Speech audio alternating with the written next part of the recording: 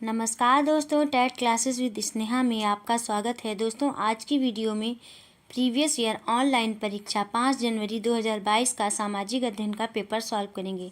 आइए क्लास शुरू करते हैं।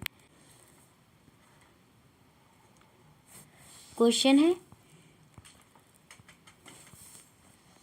निम्नलिखित में से कौन से कथन प्रख्यात महाकाव्य सिलप्पादिकारम के विषय में सही है? ए है, या इलांगो द्वारा रचित है या तमिल भाषा में रचित है।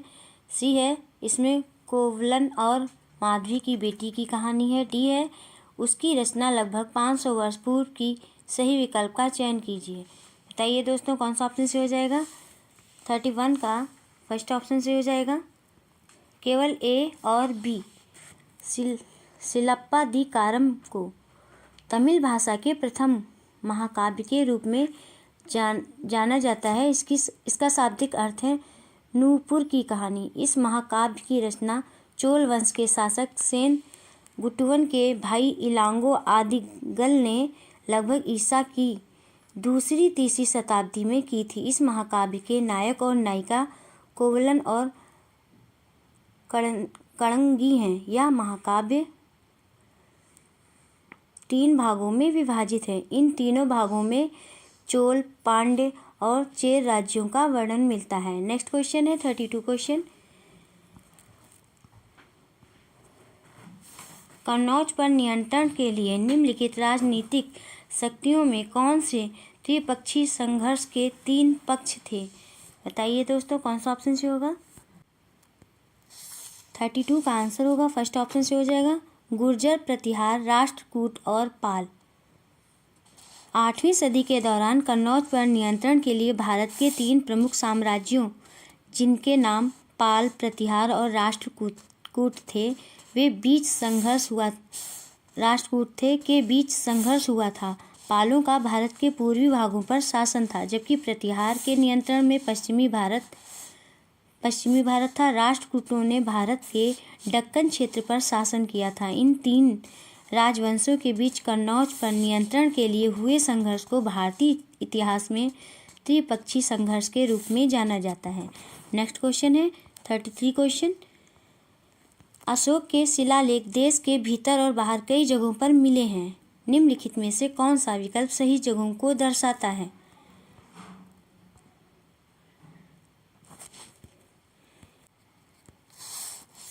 थर्टी थ्री का सेकंड ऑप्शन से हो जाएगा, जौगढ़, मस्की, टोपरा, कंधार, अफगान। अशोक के शिलालेख देश के भीतर और बाहर 14 जगहों पर मिले हैं, जिनमें प्रमुख जगह जौगढ़, मस्की, टोपरा, लंपक, कंधार, शाहबाजगढ़ी, मनसेहरा, गिरनार, कलसी, मेरठ, सांची, सारनाथ, लुम्बिनी, कौशाम्बी आदि हैं। नेक्स्ट क्वेश्चन है 34 क्वेश्चन।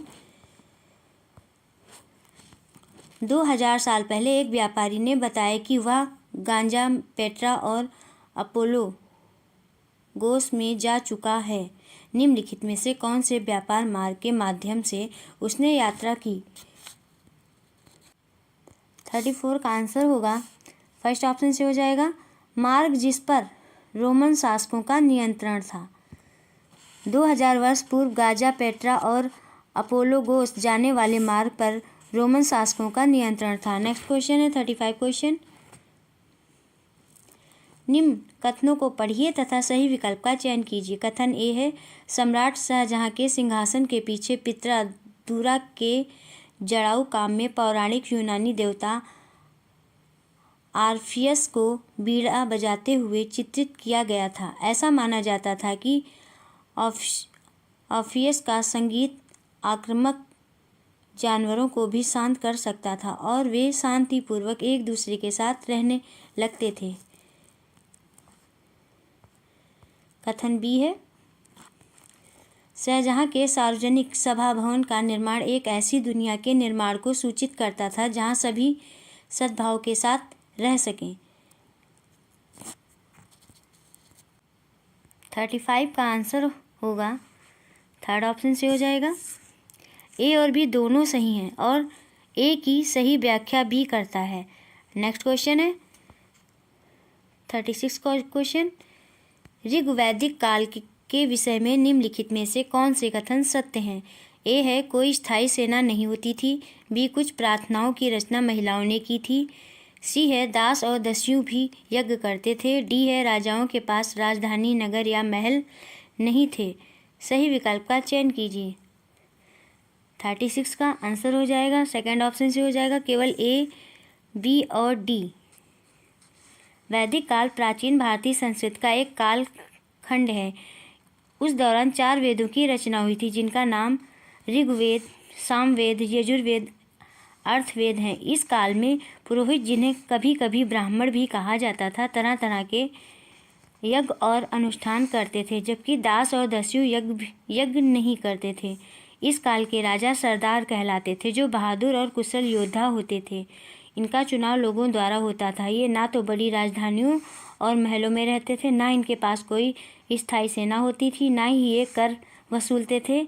यह सत्य है कि कुछ प्रार्थनाओं की रचना महिलाओं ने की थी। नेक्स्ट क्वेश्चन है 37 क्वेश्चन,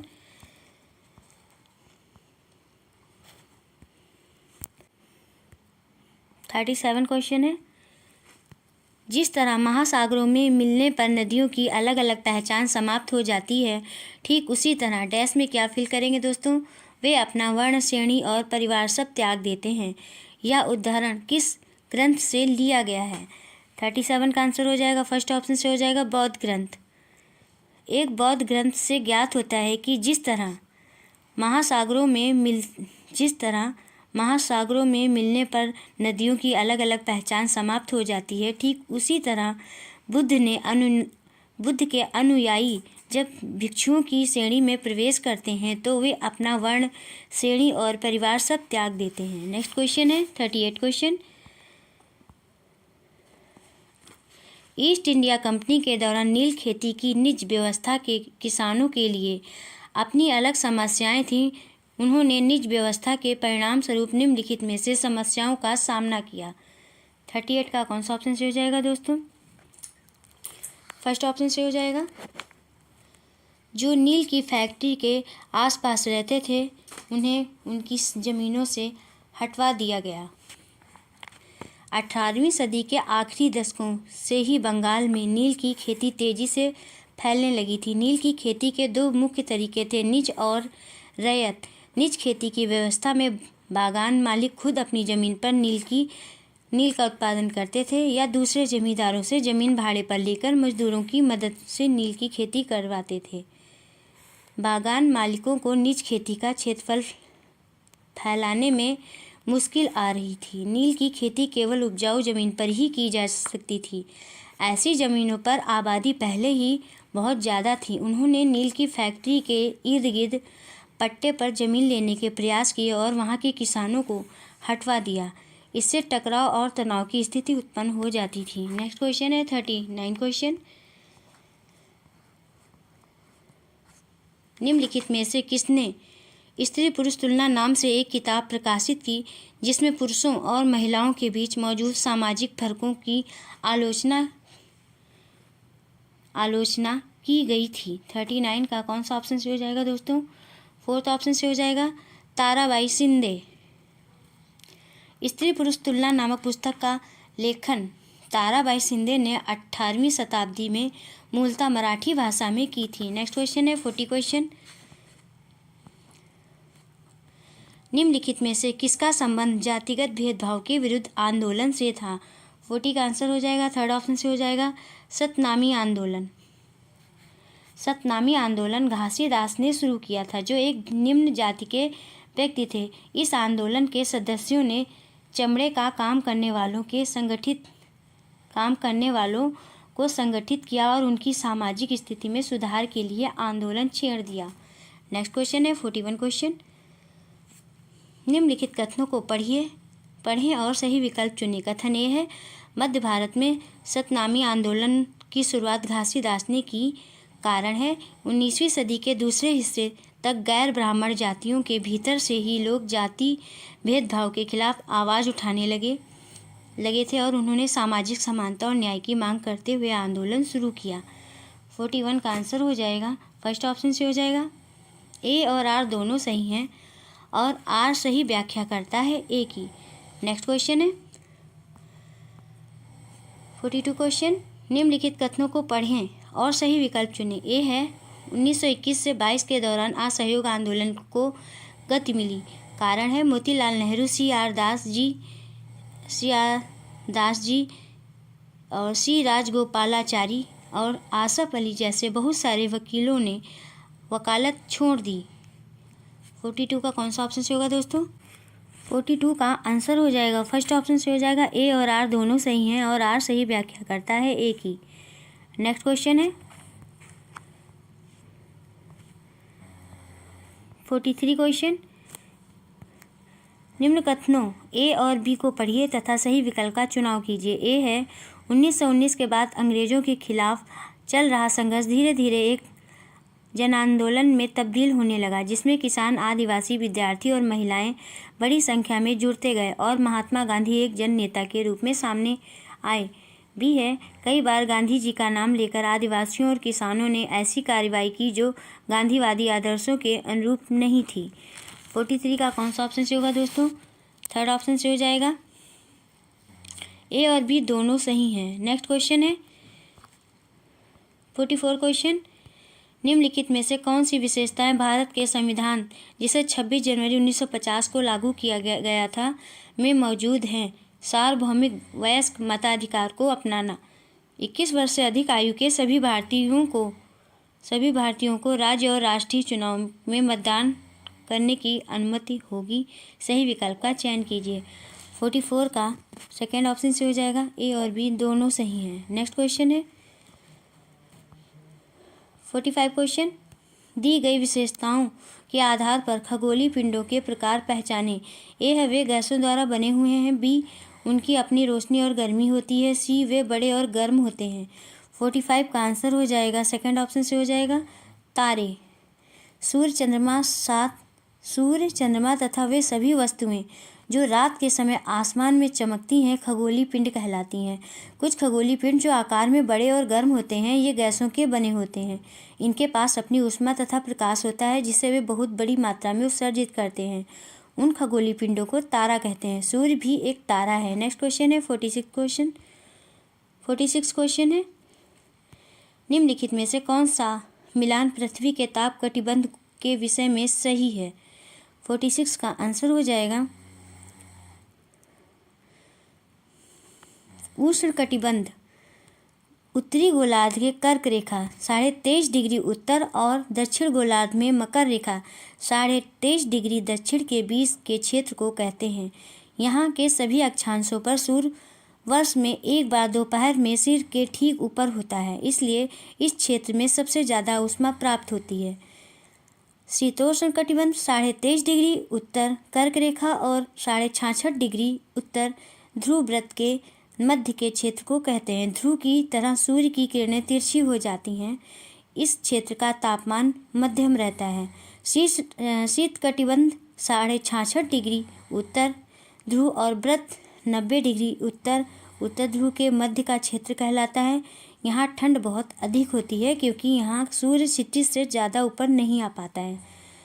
आयोग द्वारा इस प्रश्न का उत्तर विकल्प ए दिया गया है। नेक्स्ट क्वेश्चन है विकल्प 1 दिया गया है आयोग के द्वारा। बस दोस्तों नेक्स्ट आगे 47 क्वेश्चन देखते हैं। दी गई विशेषताओं के आधार पर देशांतर यामोत्तर पहचाने। ए इस रेखा का मान 0 डिग्री है। बी या उत्तर ध्रुव से दक्षिण ध्रुव की ओर जाती है। सी या ग्रीनविच के मध्य से जाती है। सही विकल्प चुनें। 47 का फोर्थ ऑप्शन से हो जाएगा प्रमुख यामोत्तर। नेक्स्ट क्वेश्चन है 48 क्वेश्चन, निम्नलिखित में कौन सा मिलान अक्षांश और देशांतर रेखाओं के लिए सही है? 48 का थर्ड ऑप्शन से हो जाएगा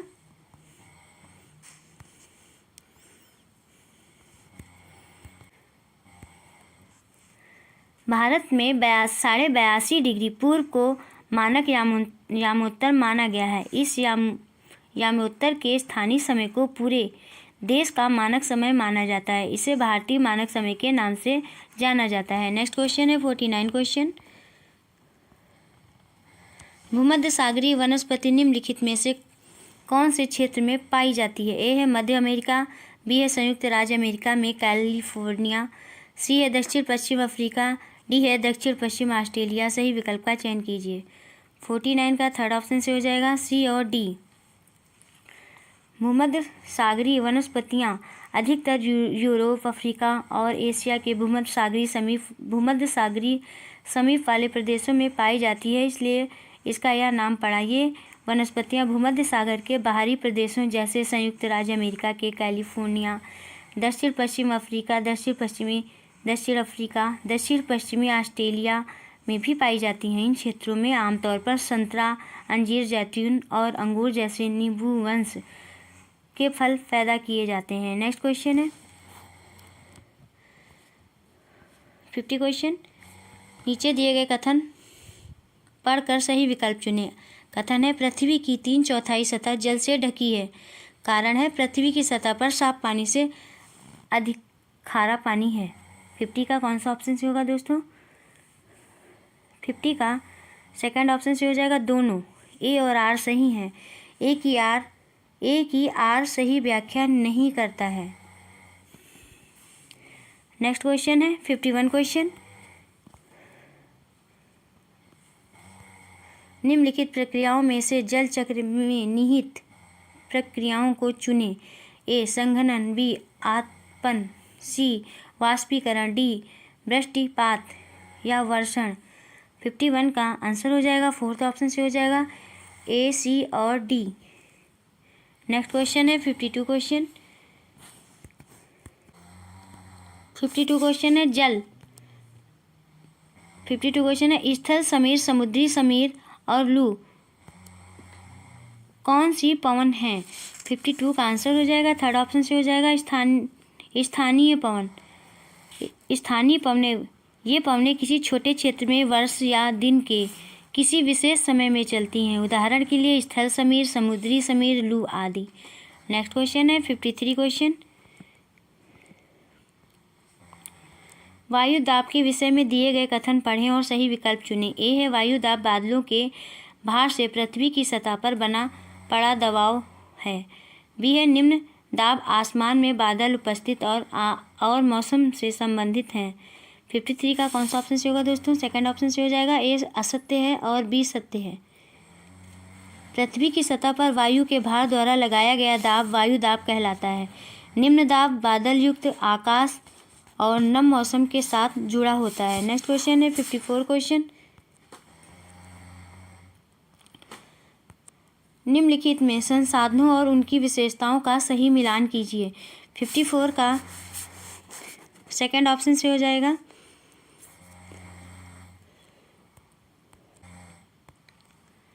वास्तविक संसाधन वे संसाधन होते हैं जिनकी मात्रा ज्ञात होती है। इन संसाधनों का इस समय उपयोग किया जा रहा है, जैसे महाराष्ट्र के दक्कन पठार की काली मिट्टी के भरपूर निक्षेप। और संभाव्य संसाधन वे संसाधन हैं जिनकी संपूर्ण मात्रा ज्ञात नहीं है और इस समय इनका प्रयोग नहीं किया जा रहा है, किंतु आने वाले समय में इसका प्रयोग हो सकता है, जैसे लद्दाख में पाया गया यूरेनियम। नवीकरणीय संसाधन जिन्हें समय के साथ शीघ्रता से नवीकृत या पुनः पूरित किया जा सकता है, जैसे सौर और पवन ऊर्जा, वायु, जल। नवीकरणीय संसाधन इनका भंडारण अनवीकरणीय संसाधन इनका भंडारण सीमित है। भंडार के एक बार समाप्त होने पर उनके नवीकृत अथवा पुनः पूरित होने में हजारों वर्ष लग सकते हैं, जैसे कोयला, पेट्रोलियम और प्राकृतिक गैस आदि। नेक्स्ट क्वेश्चन है 55 क्वेश्चन। निम्नलिखित में से संसाधन संरक्षण का कौन सा साधन है? ए है वस्तुओं का पुनः उपयोग करना, बी है वस्तुओं का एक बार उपयोग करके उन्हें फेंक देना, सी है वस्तुओं का उपयोग कम करना, डी है वस्तुओं को पुनः चक्रण में लाना। सही विकल्प का चयन कीजिए। 55 का कौन सा ऑप्शन से होगा दोस्तों? सेकंड ऑप्शन से हो जाएगा ए, सी और डी। संसाधनों का सतर्कतापूर्वक उपयोग करना और उन्हें नवीकरण के लिए समय देना संसाधन संरक्षण कहलाता है। नेक्स्ट क्वेश्चन है 56 क्वेश्चन, निम्नलिखित में से संसाधनों से संबंधित कौन सा कथन सही नहीं है? नहीं पे ध्यान देना है दोस्तों। थर्ड ऑप्शन से होगा इसका, लोग स्वयं संसाधन नहीं है।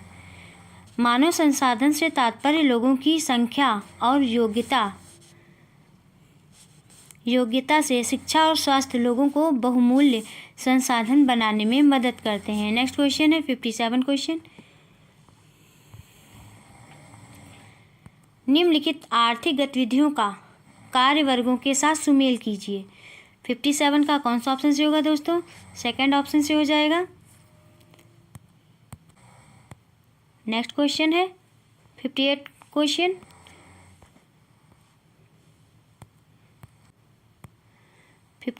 है भारत के किस क्षेत्र में केसर सागा पर नाटक खेला जाता है?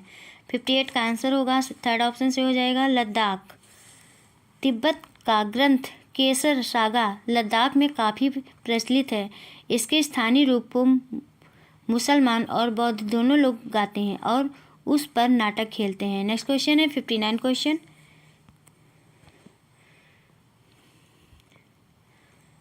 निम्न कथनों को ध्यान से पढ़िए तथा सही विकल्प का चयन कीजिए। कथन ए है, भारतीय स्वतंत्रता संग्राम में भिन्न सांस्कृतिक, धार्मिक तथा क्षेत्रीय पृष्ठभूमि वाले लोगों ने हिस्सा लिया तथा देश को स्वतंत्रता दिलाई। कथन बी, भारतीय विविधता हमेशा इसकी ताकत रही है। बताइए दोस्तों कौन सा ऑप्शन से हो जाएगा? 59 का थर्ड ऑप्शन से हो जाएगा, दोनों। ए तथा बी सही हैं तथा बी कारण है ए का। नेक्स्ट क्वेश्चन है 60 क्वेश्चन, सही और गलत बताएं। ए है, राज्य की मंत्री परिषद में मुख्यमंत्री और उनके द्वारा नियुक्त मंत्री सम्मिलित होते हैं। सी है, विधानसभा विपक्षी दल और सत्ताधारी दल के विधायकों दोनों से बनी संगठित होती है। सी है, विधानसभा का सदस्य बनने के लिए संसद सदस्य लोगों द्वारा चयनित प्रतिनिधि होता है। सी सही विकल्प का चयन कीजिए। 60 का कौन सा ऑप्शन से होगा दोस्तों? सेकंड ऑप्शन से हो जाएगा। केवल ए और बी सही हैं। विधानसभा के सदस्य को विधायक कहा जाता है। एमएलए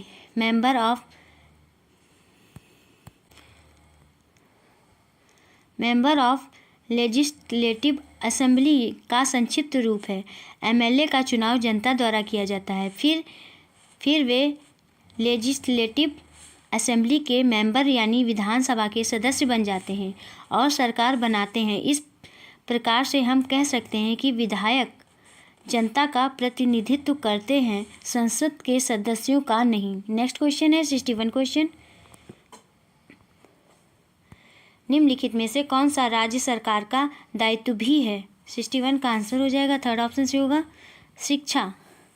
शिक्षा समवर्ती सूची का विषय है। वर्ष 1976 से पूर्व शिक्षा पूर्ण रूप से राज्यों का उत्तरदायित्व था, लेकिन 1976 में किए गए 42वें संविधान संशोधन द्वारा इसे राज्य सूची से हटाकर समवर्ती सूची में डाल दिया गया। गौरव तलब है कि समवर्ती सूची में शामिल विषयों पर केंद्र और राज्य सरकार मिलकर काम करते हैं। नेक्स्ट क्वेश्चन है 62 क्वेश्चन,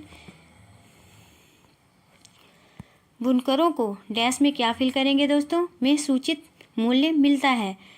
बताइए दोस्तों 62 का कौन सा ऑप्शन से होगा? 62 का सेकंड ऑप्शन से हो जाएगा, सहकारी संस्थाओं में उचित मूल्य मिलता है। नेक्स्ट क्वेश्चन है 63 क्वेश्चन, ऐसा क्यों होता है कि भारत में कृषि मजदूरों को बाजार में प्रचलित मजदूरी दरों से कम मजदूरी मिलती है? ए, चूँकि यह सरकार द्वारा निर्धारित है तो वे इसे स्वीकार करते हैं। बी, जिन किसानों के यहाँ ये काम करते हैं उनसे इन्होंने उधार पैसा लिया हो सकता है। सी है, जो कम मजदूरी देते हैं उन किसानों से उन्हें नियमित रूप में रोजगार मिलता होगा। सही विकल्प का चुनाव कीजिए। 63 का सेकंड ऑप्शन से हो जाएगा, केवल बी और सी। भूमिहीन मजदूरों को बाजार में प्रचलित मजदूरी दरों से कम मजदूरी मिलती है क्योंकि इन किसानों के पास ये काम करते हैं उनसे उन्होंने कभी कभी उधार पैसा लिया हो सकता है, या उधार बच्चे की शादी, शिक्षा, बीमारी के इलाज आदि खर्चे पूरे करने के लिए हो सकता है। इसके अलावा इन्हें यह भरोसा रहता है कि वे कम मजदूरी स्वीकार करने से उन किसानों से इन्हें नियमित रूप से रोजगार मिलता रहेगा, जैसे फसलों की बुआई, निराई और कटाई आदि के दौरान। नेक्स्ट क्वेश्चन है 64 क्वेश्चन। निम्नलिखित कथनों को पढ़िए और सही विकल्प का चयन कीजिए। अभिकथन लोकतंत्र में लोगों के पास अपनी राय व्यक्त करने, आवाज़ उठाने का अधिकार होता है, कारण भारत में संघीय शासन पद्धति है। 64 का आंसर हो जाएगा, सेकंड ऑप्शन से हो जाएगा। ए और आर दोनों सही हैं, परंतु आर सही व्याख्या नहीं है ए की। नेक्स्ट क्वेश्चन है 65 क्वेश्चन। निम्नलिखित कथनों को पढ़िए और सही विकल्प का चयन कीजिए। ए, सभी समाज लड़के और लड़कियों द्वारा निर्वाह की जाने वाली भूमिका के बारे में समान सोच नहीं रखते हैं। बी, जब लड़के और लड़कियां बड़े हो रहे होते हैं तब भारतीय समाज उनमें कोई स्पष्ट अंतर नहीं करता है। 65 का कौन सा ऑप्शन से हो जाएगा दोस्तों? 65 का फर्स्ट ऑप्शन से हो जाएगा, केवल ए सही है। नेक्स्ट क्वेश्चन है 66 क्वेश्चन। बहुमत की निरंकुशता का अर्थ है। 66 का सेकंड ऑप्शन से हो जाएगा, बहुसंख्यक अल्पसंख्यक को अलग कर अपने हितों में लगा रहता है। भारतीय संविधान के अनुसार बहुसंख्यक और अल्पसंख्यक लोगों की पहचान दो आधार पर होती है। पहला धर्म के आधार पर, दूसरा भाषा के आधार पर। धर्म के आधार पर हिंदू बहुसंख्यक माने जाते हैं और शेष मुस्लिम, सिख, ईसाई, बौद्ध, जैन, पारसी अल्पसंख्यक माने जाते हैं। नेक्स्ट क्वेश्चन है 67 क्वेश्चन। भारतीय संविधान में धर्मनिरपेक्षता की संकल्पना निम्नलिखित में से कौन सी परिस्थिति में प्रतिबिंबित होती है? 67 का आंसर होगा, फोर्थ ऑप्शन से हो जाएगा, व्यक्तियों को बिना किसी भेदभाव के अपने धर्म के पालन की स्वतंत्रता है। देश में सबके लिए समान धार्मिक स्वतंत्रता हो, इस विचार को ध्यान में रखते हुए भारतीय राज्य ने धर्म और राज्य की शक्ति को एक दूसरे से अलग रखने की रणनीति अपनाई है। इसे ही धर्मनिरपेक्षता कहा जाता है। नेक्स्ट क्वेश्चन है 68 क्वेश्चन।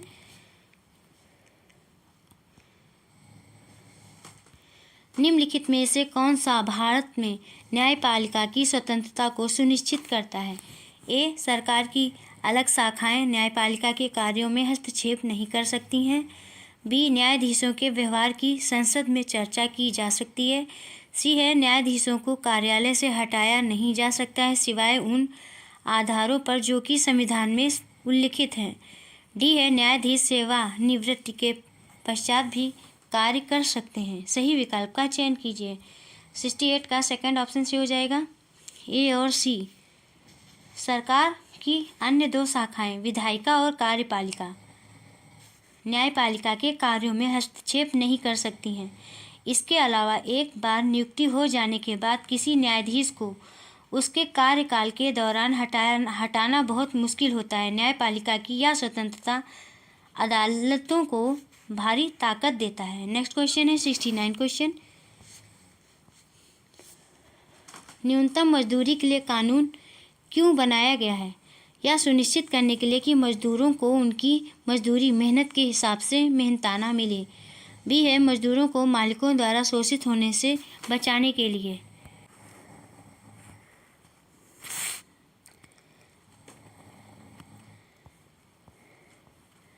सी है, मालिकों के मुनाफे लाभ को घटाने के लिए। सही विकल्प का चुनाव कीजिए। 69 का फर्स्ट ऑप्शन से हो जाएगा, केवल ए और बी। न्यूनतम वेतन मजदूरी कानून कुशल तथा अकुशल श्रमिकों को दी जाने वाली मजदूरी का निर्धारण करता है ताकि मजदूरों को उनकी मेहनत के अनुसार मेहनताना मिले और मजदूरों को मालिकों द्वारा शोषित होने से बचाया जा सके। नेक्स्ट क्वेश्चन है 70 क्वेश्चन। एक बच्ची पढ़ते हुए वायु प्रदूषण से चिंतित होकर पूछती है कि क्या उसके मौलिक अधिकार का उल्लंघन किया गया है।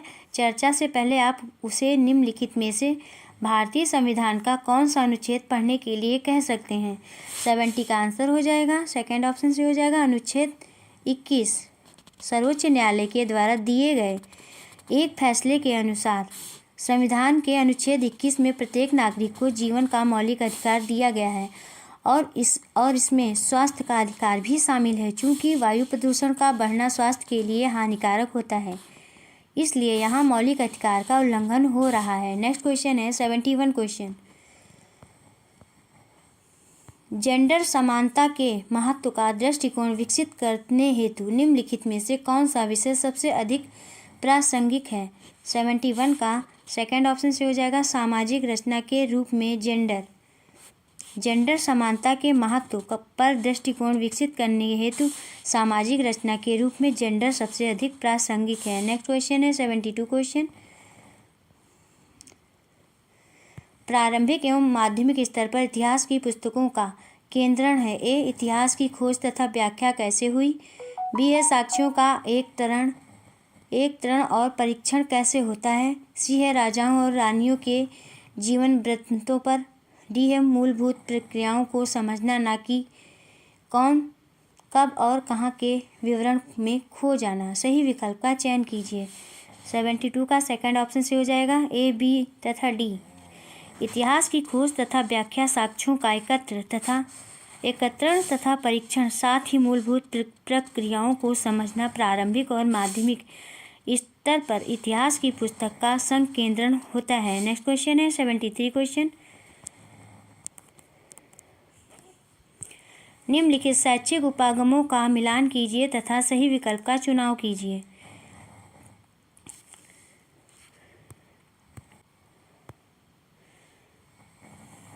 सेवेंटी थ्री का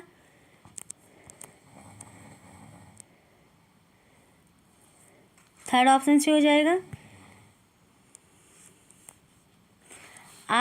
आगमनात्मक उपागम। इस उपागम में विशेष तथ्यों, घटनाओं, उदाहरणों आदि के निरीक्षण तथा विश्लेषण द्वारा सामान्य नियमों, सिद्धांतों का निर्माण किया जाता है। निगमनात्मक उपागम या उपागम आगमन उपागम के ठीक विपरीत है, क्योंकि इसमें पहले कोई सिद्धांत या नियम रखा जाता है, फिर विभिन्न उदाहरणों से उसकी पुष्टि की जाती है। और रचनात्मक उपागम रचनावादी शैक्षिक विद्यार्थियों को सामूहिक गतिविधियों के लिए अभिप्रेरित करता है, साथ ही अपनी जानकारी छात्रों से साझा करने से पहले विभिन्न संकल्पनाओं पर विद्यार्थी की समझ जानने का प्रयास करता है। इस प्रकार दोनों विद्यार्थी तथा शिक्षक अधिगमकर्ता बन जाते हैं। नेक्स्ट क्वेश्चन है 74 क्वेश्चन।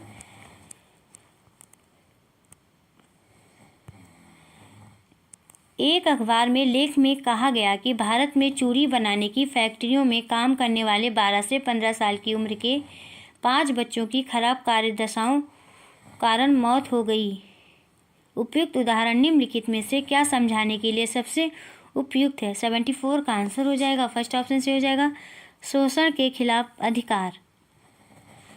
शोषण के विरुद्ध अधिकार भारतीय संविधान के अनुसार मानव व्यापार, जबरिया श्रम और 14 वर्ष से कम उम्र के बच्चों को मजदूरी पर रखना अपराध है।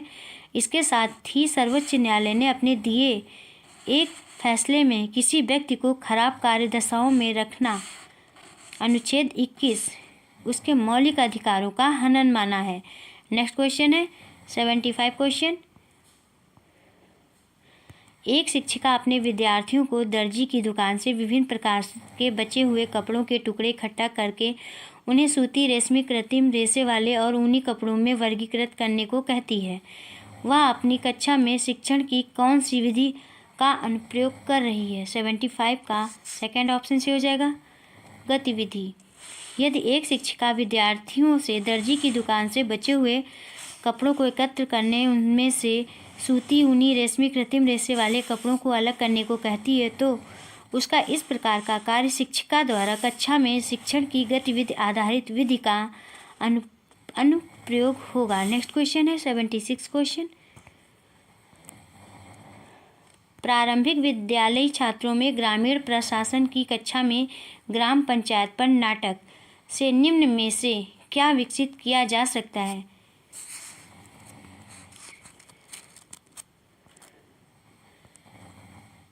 समाज के हाशियाई समूह के साथ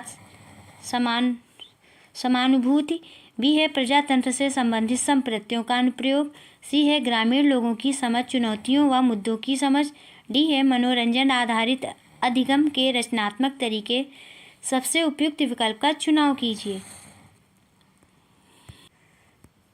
76 का सेकंड ऑप्शन से हो जाएगा बी तथा सी।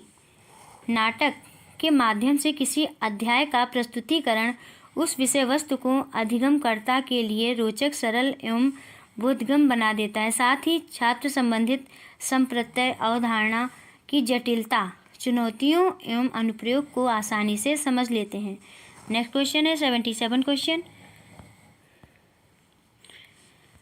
निम्न गतिविधियों में से किस गतिविधि द्वारा विद्यार्थियों में मानक समय के संप्रत्यय के अनुप्रयोग की क्षमता का आकलन किया जा सकता है? ए है वह स्थान विशेष के समय का आकलन कर सकती है यदि उसे उस स्थान का देशांतर बता दिया जाए। बी वह स्थान विशेष की निश्चित स्थिति को मानचित्र व ग्लोब पर आरोपित करके दिखा सकती है। सी है वह यह समझाती है तथा बता सकती है कि जब भारत में 5:30 अपराह्न होता है तब लंदन में दोपहर के 12 क्यों बजे होते हैं। सही विकल्प का चुनाव कीजिए। 77 का थर्ड ऑप्शन से हो जाएगा केवल ए तथा सी।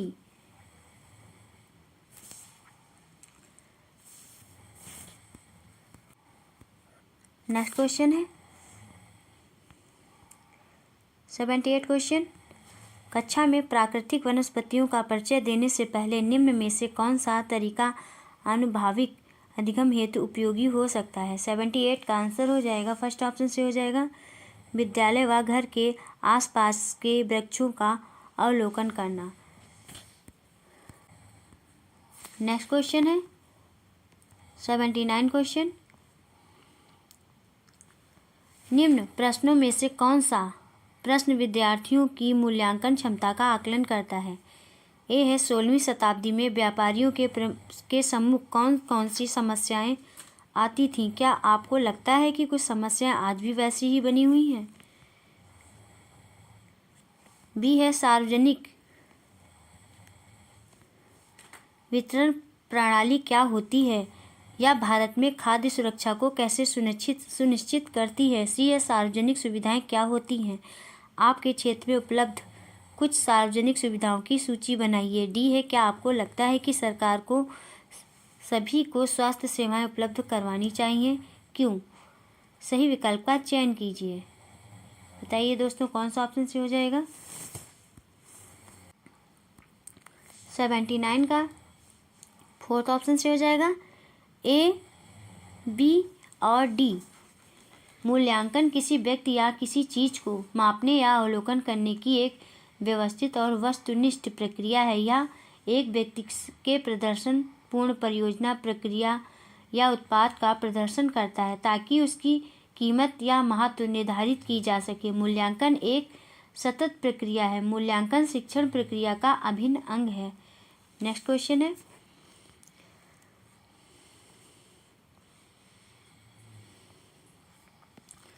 एक सामाजिक विज्ञान की शिक्षिका अपने विद्यार्थियों से निम्न प्रश्न पूछती है।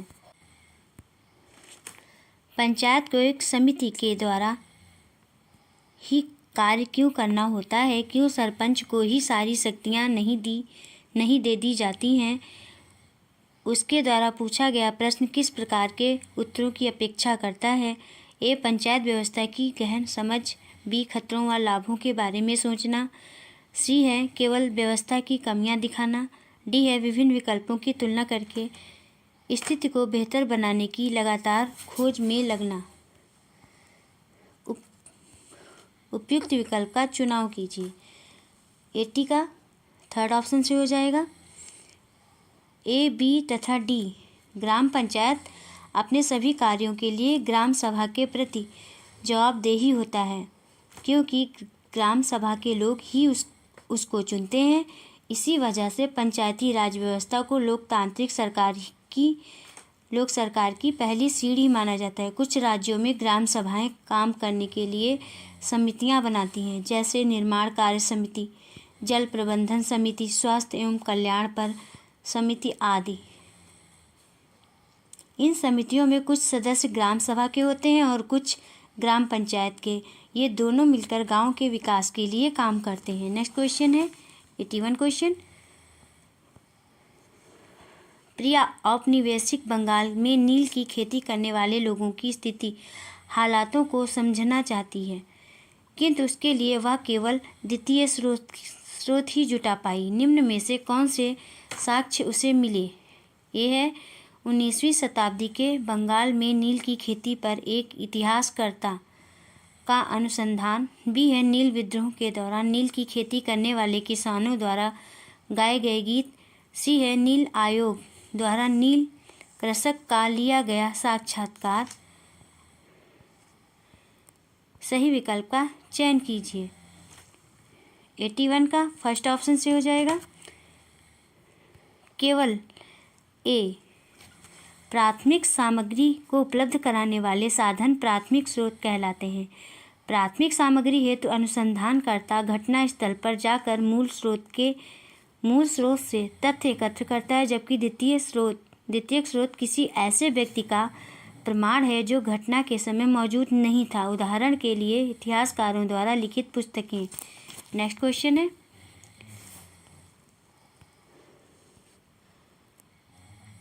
82 क्वेश्चन।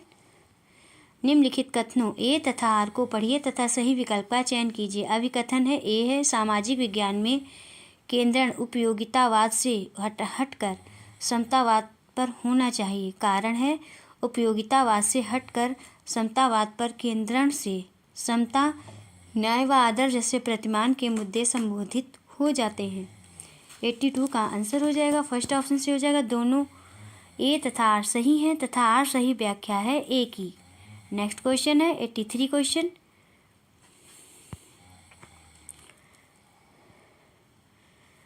एक शहरी शिक्षिका कक्षा में ग्रामीण प्रशासन पर चर्चा कर रही है। एक विद्यार्थी कहता है कि उसके गांव में भूमि का मापन ग्राम निर्वाह अधिकारी करता है, ना कि एक पटवारी। शिक्षिका ने यह शब्द नहीं सुना था। विद्यार्थी की बात को एक जिम्मेदार तरीके से संबोधित करने का तरीका निम्न में से क्या कहने का होगा? ए है किताब में यह बात स्पष्ट तौर पर कही गई है कि यह काम पटवारी करता है। किताब में लिखे गए शब्दों का ही प्रयोग कीजिए। बी है अलग अलग स्थानों पर पटवारी को अलग अलग नामों से जाना जाता है। सी है मैं इस शब्द की जांच करूंगी और कल कक्षा में दोबारा इस पर आपसे बात करूंगी। सही विकल्प का चयन कीजिए। 83 का थर्ड ऑप्शन से हो जाएगा बी तथा सी। जमीन को मापना और उसका रिकॉर्ड रखना पटवारी का मुख्य काम होता है। अलग अलग राज्यों में से अलग अलग नाम से जाना जाता है, जैसे पटवारी, लेखपाल, कर्मचारी, ग्रामीण अधिकारी, कानूनगो आदि। एक जिम्मेदार शिक्षक का यह गुण होता है कि छात्रों द्वारा पूछे गए किसी प्रश्न पर यदि शंका है तो वह उस विषय वस्तु को जांच कर दूसरे दिन कक्षा में चर्चा करने के लिए कह सकता है। नेक्स्ट क्वेश्चन है 84 क्वेश्चन। ईस्ट इंडिया कंपनी की नीतियों का साधारण जनता लोगों ने कैसे विरोध जताया, इस बात का अध्ययन करने के लिए निम्न में से कौन सा एक द्वितीयक स्रोत का उदाहरण है? 84 का कौन सा ऑप्शन से होगा दोस्तों? फर्स्ट ऑप्शन से हो जाएगा। मेरठ में 1857 में हुई विद्रोह पर एक इतिहासकार का शोध प्रबंध। ईस्ट इंडिया कंपनी की नीतियों का साधारण जनता ने विरोध जताया। इस कथन का अध्ययन करने के लिए द्वितीय स्रोत का उदाहरण मेरठ में 1857 में हुए विद्रोह पर एक इतिहासकार का शोध प्रबंध है। द्वितीय स्रोत वो है जो प्रकाशित और अप्रकाशित कार्यों से आंकड़ों को प्रदान करते हैं। नेक्स्ट क्वेश्चन है 85 क्वेश्चन। निम्न में से कौन सा सामाजिक विज्ञान परियोजना करते हुए विद्यार्थी द्वारा द्वितीयक स्रोत के प्रयोग की प्रयोग की ओर इशारा करता है? ए, एक सरकारी अस्पताल में भ्रमण। बी, एक फिल्म की समीक्षा करना। सी, एक स्वतंत्रता सेनानी का साक्षात्कार करना। डी, प्राकृतिक संसाधनों के प्रयोग पर एक वृत्तचित्र। ई है सिक्कों के संग्रहालय रिजर्व बैंक ऑफ इंडिया में भ्रमण। सही विकल्प का चयन कीजिए। 85 का आंसर हो जाएगा। सेकंड ऑप्शन से हो जाएगा बी तथा डी। इस प्रश्न में परियोजना कार्य करने वाले छात्र द्वारा स्वयं सरकारी अस्पताल में भ्रमण करना, स्वतंत्रता सेनानी का साक्षात्कार लेना और सिक्कों के संग्रहालय में भ्रमण करने जैसे कार्य किए जा रहे हैं, इसलिए यह प्राथमिक स्रोत का उदाहरण है। जबकि किसी विषय वस्तु पर फिल्म निर्माण या प्राकृतिक संसाधनों के प्रयोग पर एक डॉक्यूमेंट्री का निर्माण पहले किसी ने कर लिया है, अतः परियोजना हेतु विद्यार्थी द्वारा इसका प्रयोग द्वितीयक स्रोत की ओर इशारा करता है। नेक्स्ट क्वेश्चन है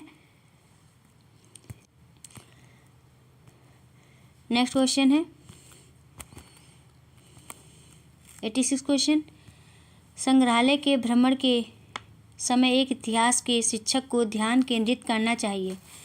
इस पे ध्यान केंद्रित करना चाहिए दोस्तों। कौन सा ऑप्शन से हो जाएगा? सेकंड ऑप्शन से हो जाएगा संग्रहालय में प्रदर्शित वास्तविक वस्तुओं को दिखाने पर। संग्रहालय में भ्रमण करते समय एक शिक्षक को संग्रहालय में प्रदर्शित वास्तविक वस्तुओं को दिखाने पर अपना ध्यान केंद्रित करना चाहिए, जिससे विद्यार्थियों में वहां प्रदर्शित की गई वस्तुओं की सही समझ विकसित हो सके। नेक्स्ट क्वेश्चन है 87 क्वेश्चन। निम्न प्रश्नों में से कौन सा सामाजिक विज्ञान में अधिगमकर्ता के प्रक्रियात्मक ज्ञान का आकलन करता है? ए है पंचायत राज चुनाव में प्रजातांत्रिक तरीकों का निर्वहन नहीं होता। क्या आप इस कथन से सहमत हैं? व्याख्या कीजिए।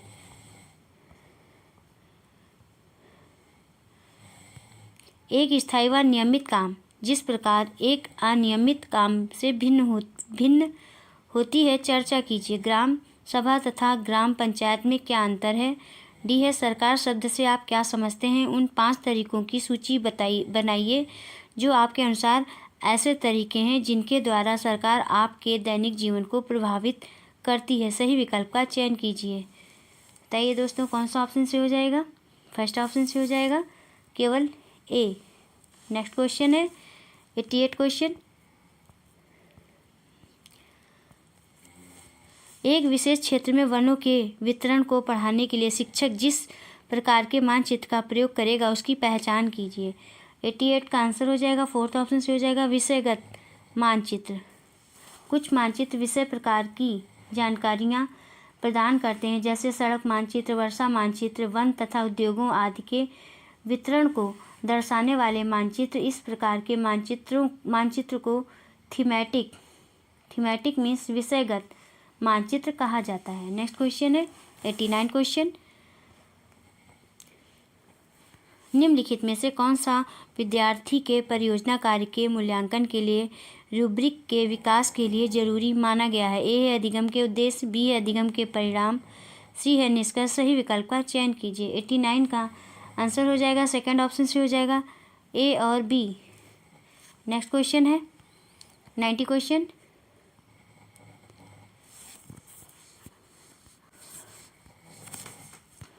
निम्नलिखित में से कौन सा प्रश्न केवल अधिगमकर्ता के केवल तथ्यात्मक ज्ञान का आकलन करता है? 90 का आंसर हो जाएगा फर्स्ट ऑप्शन से हो जाएगा 15वीं शताब्दी के दौरान तंजावुर नगर को जल आपूर्ति कैसे होती थी? किसी व्यक्ति, वस्तु, स्थान या घटना के विषय में वस्तुनिष्ठ सूचना व जानकारी को तथ्यात्मक ज्ञान कहते हैं। इस आधार पर विकल्प पहला सही तथ्यात्मक ज्ञान का आकलन करता है। 15वीं शताब्दी के दौरान तंजावुर नगर को जल आपूर्ति कैसे होती थी। बस दोस्तों आज की वीडियो में इतना ही। दोस्तों यदि आपको क्लास पसंद आई हो तो चैनल को सब्सक्राइब करिए, लाइक करिए, शेयर करिए और कमेंट्स करके बताइए कि क्लास कैसी रही। मिलते हैं नेक्स्ट क्लास में। Thank you for watching this video.